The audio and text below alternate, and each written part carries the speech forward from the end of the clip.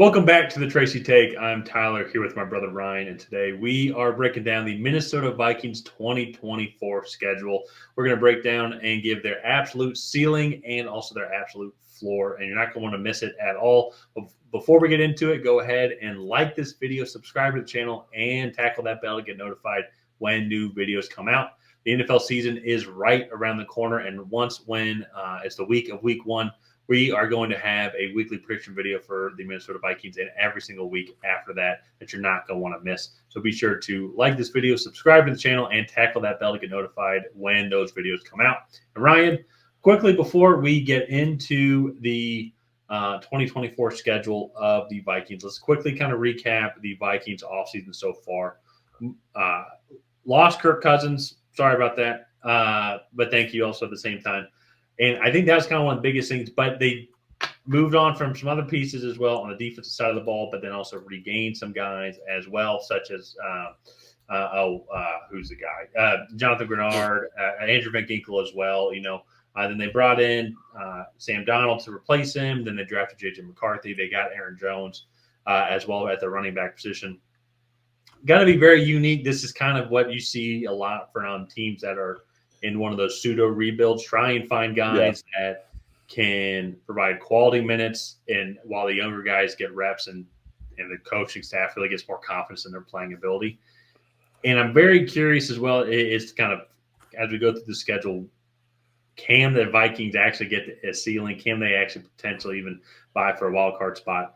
Because they have talent on this team, but it just seems like, especially as we saw last year when they lost Kirk Cousins and they didn't really know who was going to be the quarterback, everything kind of started to fall apart for this team. And so what are some of the areas that you think the Vikings did improve on? And that could be such as anything from like a specific position or just trying to just regain some of the lost talent.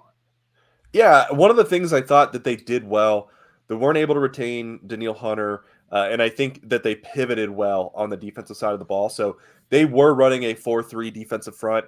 It looks like now they're going to be running a 3-4 with a true nose tackle and outside linebackers. You go look, Jonathan Grenard, Andrew Van Ginkel, outside linebackers. They're undersized edge rushers. Even Dallas Turner, undersized edge rusher. Like, it is just a really good job of, I think, pivoting and adjusting your scheme. Also, they blitzed on 60+% of their defensive snaps last year. This is just allow them to do that even more. They're going to bring 5 guys on every single snap almost now. So I really think pivoting, being more aggressive on that defensive side of the ball. Hopefully these sack numbers increase because they were 19th in sacks last year despite blitzing by far the most in the NFL. They were 16th in total yards on defense, but 24th in passing. So hopefully, too, some of the cornerback additions that they made, also getting Andrew Booth Jr. back after he was injured last year, I think will be some good additions to this cornerback room. I know, obviously, the sad story with Kyrie Jackson, him passing away, and then also Mekhi Blackman, I believe, ruptured his Achilles and is out for the season. Too as well. So a couple hits there, but hopefully some of the other young guys can come in and get some quality reps in.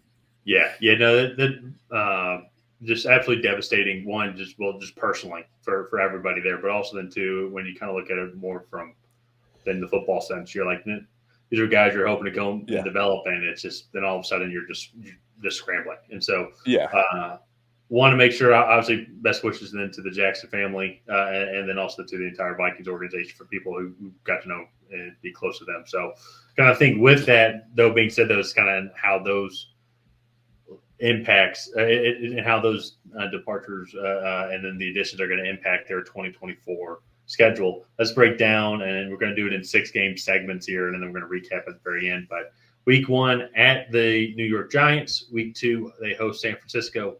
Week 3, hosting Houston. Week 4, at Green Bay. Week 5, tactically hosting the New York Jets, but it's going to be in London. And the Week 6 is going to be a bye. And I'm trying to remember, there was a team earlier on. It might have maybe been the Commanders. But for a team with where Minnesota is at, I couldn't think of a tougher stretch to start the season. Maybe if you replace the Giants with Kansas City. I think that would make it a tougher stretch. Yeah. But the only legitimate game where I think they have a chance of winning is going to be the Giants. And Yeah. I think maybe they beat the Jets in London. So I'm going to say the ceiling is 2-3, but it's a real possibility they go 0-5. I think during this stretch here. Yeah, I agree, and I don't. Maybe I'm just too high on the Giants because I've been watching Hard Knocks too much, but I actually think you look at the Giants like they have Kayvon Thibodeau, they got Brian Burns in a trade. Deontay Banks showed some promise last year. Malik Neighbors is a good weapon. This offensive line, they got a few good pieces in free agency. Like this Giants team isn't a total slouch anymore, and I think you look.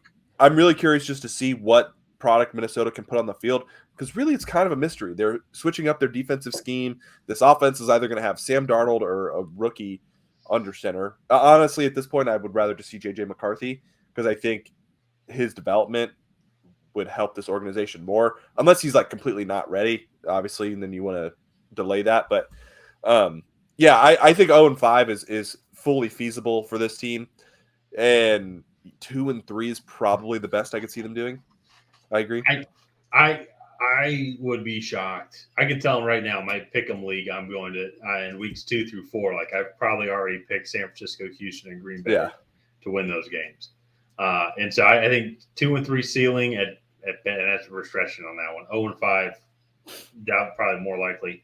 It's not really going to get that much better even for the Vikings here when the next 6 game stretch.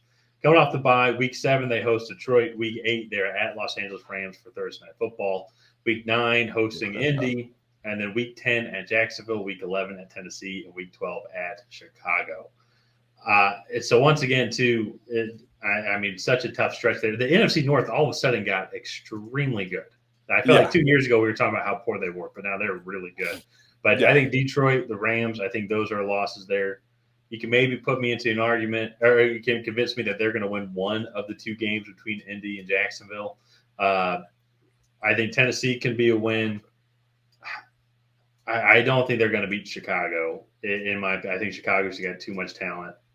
Maybe they might split with Chicago. At Chicago, I think is a tough win for them, especially as a dome team. Yeah, I think if I'm throwing them a bone here, and this would be really funny too, because this means they went 0-7 or potentially 0-7 or 0-7 to start. But maybe I think there is a world where I can see them maybe winning 4 games in a row, week 9 through 12 maximum. Just I think those teams have vulnerabilities. But I feel like I'm stretching. Do you think 4-2 is too much, or do you think 3-3? I think 3-3 is probably the ceiling. Okay. Because I think Indy's still a good team. Detroit and Los Angeles. I mean, realistically, we're looking at. To me, I think the floor could be 0-6 again. Which I know that's an 0-11 start, but I mean, Tennessee's got some good talent on there as well. Like I can see them their defense isn't going to be all that great, but I think that offense, that running game, will probably be better. They have some weapons in Calvin Ridley and DeAndre Hopkins. We could say 1-5 be the floor because I don't want to sit here and be like, and I don't think we've had any team with an 0-11 floor. No, not yet. So we'll be kind. We'll go 1-5 here with a 3-3 ceiling, and then so week 13 hosting Arizona, week 14 hosting Atlanta. That'll be a fun game. I'm surprised that's not a primetime game actually. Week 15 hosting Chicago on Monday Night Football. Week 16 at Seattle. Week 17 hosting Green Bay, and week 18 at Detroit. It's funny looking more and more at the schedule and then just kind of seeing the team. I feel more confident about that Week 14 game as a Falcons fan. I will say, I think hypothetically, if they beat Seattle, maybe they beat Chicago, then they win one of the games between Arizona and Atlanta. I think maybe a ceiling of 3-3 again. Yeah, you could convince me of that. And then I'll say this now, though, but then I think 0-6 is a good – because Arizona is going to be I think Arizona's a sleeper team, personally. I think Arizona's a sleeper team. I can see Atlanta obviously going in there and beating them. Same thing then with their Chicago, Green Bay, Detroit. Then I could see Seattle on the road beating them as well. I will push back a little bit. I think Arizona, Seattle are two teams that they could potentially beat. Because I mean, Arizona plays hard, and I know they just drafted a bunch of players, so I'm not trying to like discredit that. They're still developing these guys. They're a very young team. Yeah. I think you go in there. I think Justin Jefferson, Jordan Addison can have a field day. Excuse me. Seattle's pass rush was not that good last year. So like I think 1-5 again is probably the floor. All right.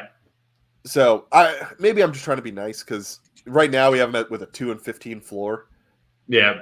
Well, that's why. So they got a 2-15 floor to an 8-9 ceiling, and I really feel that 8-9. I feel like we were stretching as well for them, and so it's interesting too because looking back now on my record prediction from our offseason recap is I had them going 7-10, and you had them going 5-12, and just initially looking at it, it's yours is looking more likely. They probably are not going to go 2-15. Kevin O'Connell is a good coach. I do like what Brian Flores brought to the defense. They have a really good wide receiver room. Yeah. Because with Justin Jefferson and then Jordan Addison as well. Yeah. I mean, Justin Jefferson's probably the best receiver in the league. Oh, not probably. I mean, well, yeah. But the only reason why he's not going to be picked first overall in fantasy this year is just because Kirk Cousins is gone. So we don't really know what his stats are going to be like. You know, it might be kind of like Devontae Adams with Aiden O'Connell at the quarterback. You're like, yeah, he's going to get 15 targets a game, but are those 15 targets really catchable? So And I say that now, and it's probably should have said this earlier on, but like from training camp reports, McCarthy seems to be improving. Sam Darnold seems to be the veteran that we thought that he is. He's not going to be a world beater. But still can come in and maybe provide some good minutes, like how we did in Carolina. So we'll have to kind of wait and see. Maybe him and Kevin O'Connell, maybe they can find something that Darnold's kind of been missing, for most of his career.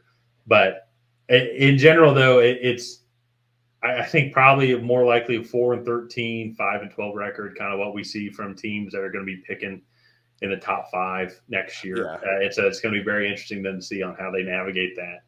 But that's kind of I think going to be the range that we're looking for. If they have a winning record, that would be an absolute win. That would be and we say this, they're going to go like 11-6. But I just don't. They had a lot of changeover. They struggled last year, in my opinion, even with Kirk Cousins, like in the early part of the year before he tore his Achilles, and I just kind of see some of those struggles probably continuing, like just not being able to quite edge out games, because I do think they have some talent on their roster, but I think teams will wise up to maybe some of their over aggressive defensive strategies and figure out ways to score more points and put more pressure on this offense. So all in all, I like some of the pieces that the Vikings have. They have a tough schedule. They're in a tough division, and the cards, it might just not be in the cards for them this year. Yeah, I agree. So, but let's go ahead. No. I was just saying I agree. Let's go ahead and wrap this one up here. If you guys have not already, please go ahead and like and subscribe.